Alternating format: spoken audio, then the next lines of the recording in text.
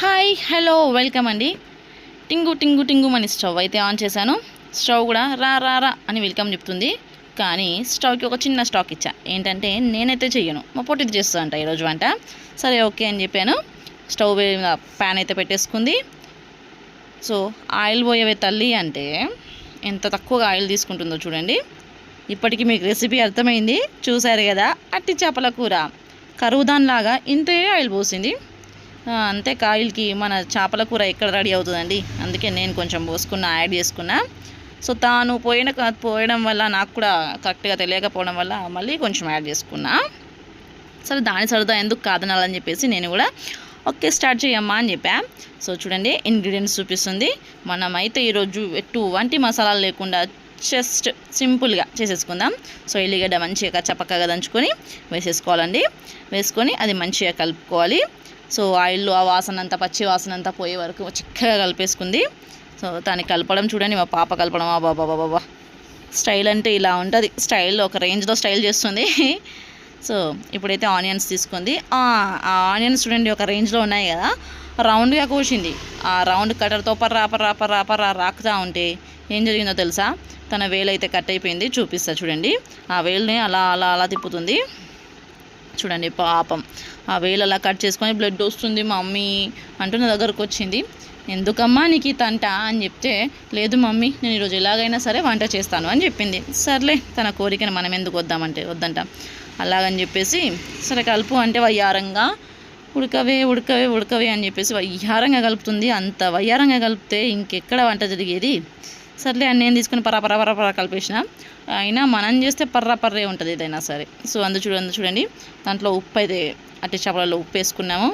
కారం, తెలిసిన ఇంగ్రీడియంట్సే, పసుపు, no masalas, only pure without masala మనం గ్రేవీ చేసుకుందాం ఈరోజు. సో అందులో కొంచెం ఆయిల్ వేసుకొని చక్కగా కలిపేసుకోండి. ఆ చేత్తో కలిపితే గుచ్చుకుంటాయి అనిపిస్తుంది నాకు, అందుకని అలా అలా అలా అలా చేసుకోవడము.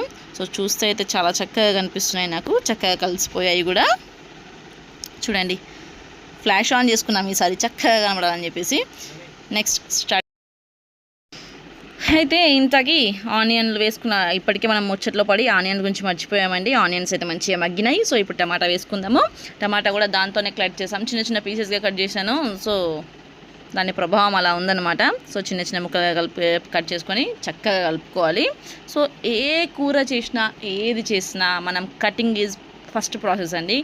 ముక్కలు చిన్నగా కట్ చేసుకుంటే ఆ టేస్ట్ వేరే లెవెల్లో ఉంటుంది. సో కొన్ని వంటలకి పెద్దగా, కొన్ని వంటలకి చిన్నగా చేసుకోవాలి. సో మనం చేసేది ఇప్పుడు చిన్న ఫిష్ కర్రీ కాబట్టి అలా చేసుకోవడమే. సో చూడండి ఎన్ని తంటాలు పడుతుంది పాపం, వేడిగా ఉంది. మనం చేస్తామంటే వినదు. అందులో మంచిగా మనం ఇంతకుముందు ఉప్పు, కారం, పసుపు వేసి కలుపుకున్నాం కదా అట్టి చేపలు. అయితే చెప్పడం మర్చిపోయా, అట్టి చేపలని కొంచెం వేడి నీళ్ళలో కడిగి చేశాను. ఎందుకంటే కొంచెం డస్ట్ ఉంటుంది కదా, అందుకని చెప్పేసి.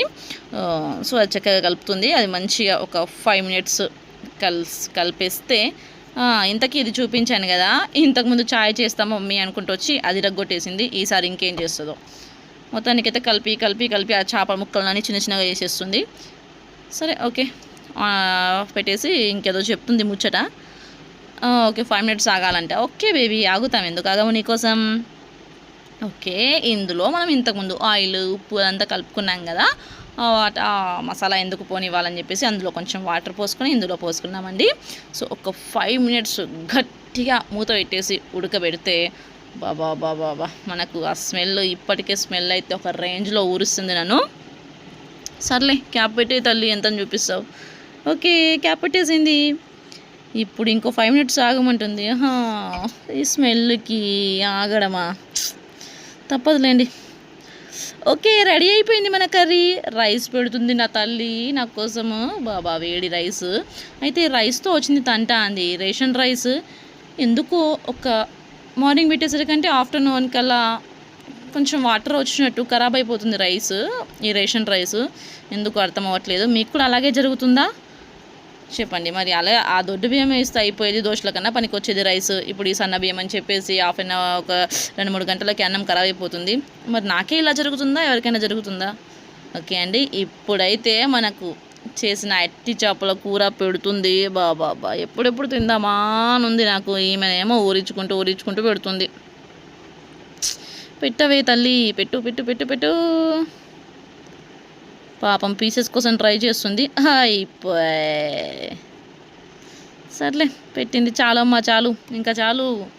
ఓకే తీసుకొస్తుంది నా బంగారు తల్లి. ఓకే ఇప్పుడు ఒక పట్టు పడదామండి. సరే కలిపేస్తున్నా. మీకు కూడా మౌత్ వాటర్ ఇంకా ఫుల్గా. సరే చూడండి కలిపి ఫస్ట్ ముద్ద మీకే పెడతా అండి. టేస్ట్ ఎలాగుందో చెప్పేసేయండి.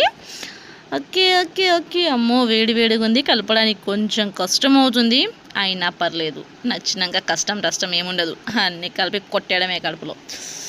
సో ఫస్ట్ ముద్ద మీకేనండి, తినేయండి. నచ్చితే లైక్ చేయండి, సబ్స్క్రైబ్ చేయండి, ఫాలో అవ్వండి.